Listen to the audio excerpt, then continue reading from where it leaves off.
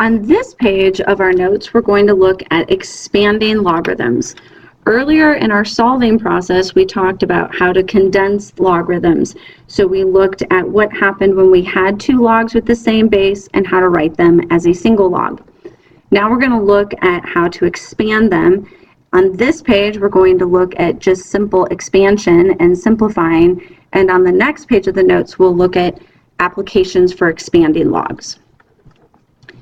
Just a quick review of our log rules. If we have two logs and the arguments are being divided, then we can separate that into two logs using subtraction. If the argument of my log is being multiplied, I can separate that into two logs with addition.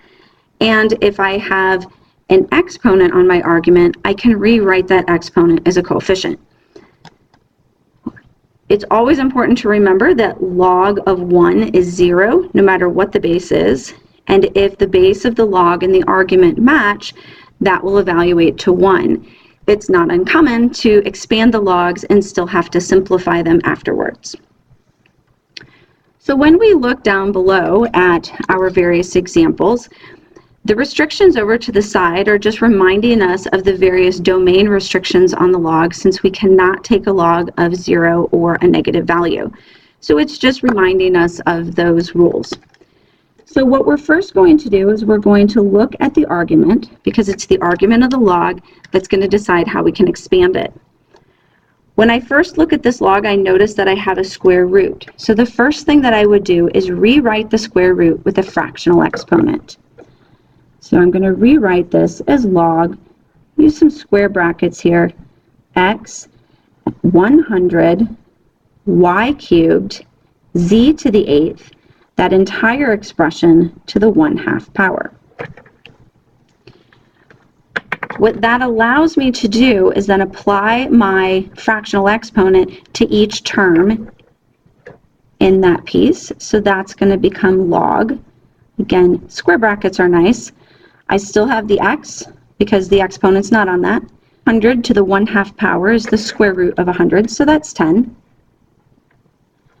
Y cubed to the 1/2 power I can now write as y to the 3/2. Z to the 8th to the 1/2 power is going to reduce. 8 over 2 is going to become 4, so I'm going to have z to the 4th. Now that I have everything separated with my multiplication, I can go ahead and I can actually jump to just separating that to each individual log.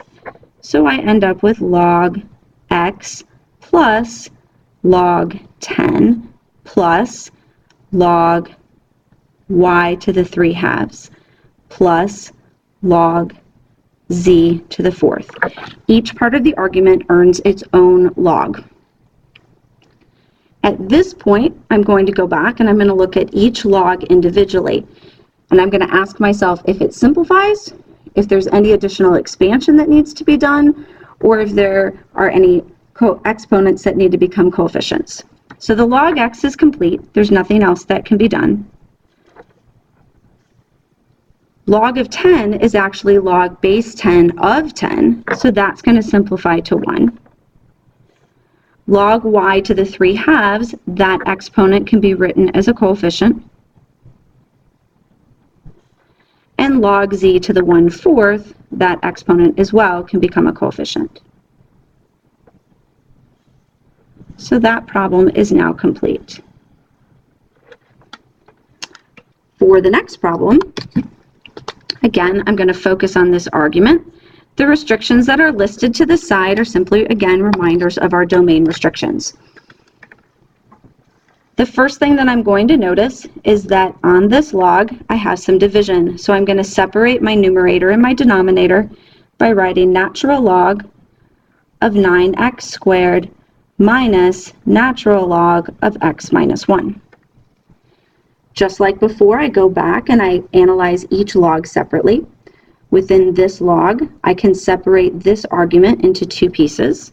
So it will become natural log of 9 plus natural log of x squared minus natural log of x minus 1.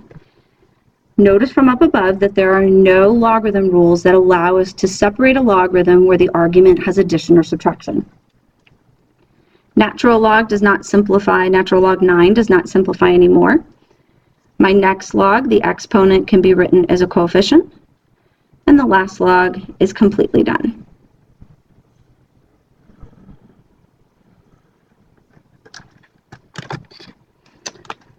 For the last example,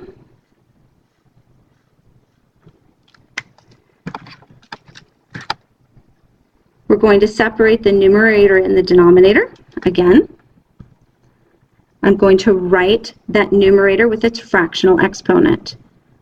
So log x minus 1 to the 1/2 power minus the entire expression that's in the denominator. So I'm going to have an x cubed and x plus 1 to the 4th power.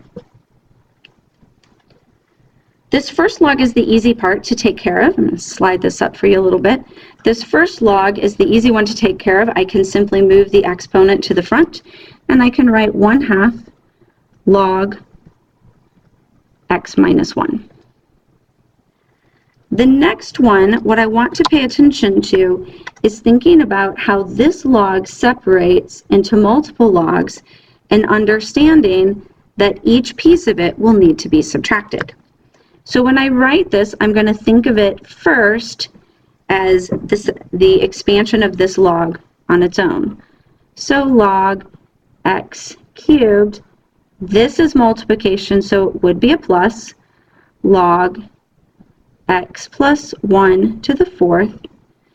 And now what I can see is that these two logs would in fact condense to give me this multiplication, but they both need to be subtracted, and I'm actually distributing that negative. So my final answer, also taking care of my exponents, would be 1/2 log x minus 1 minus 3 log x, and then minus again 4 log x plus 1. And that would be my final answer. Again, there are no log rules that allow me to expand when the argument is addition or subtraction.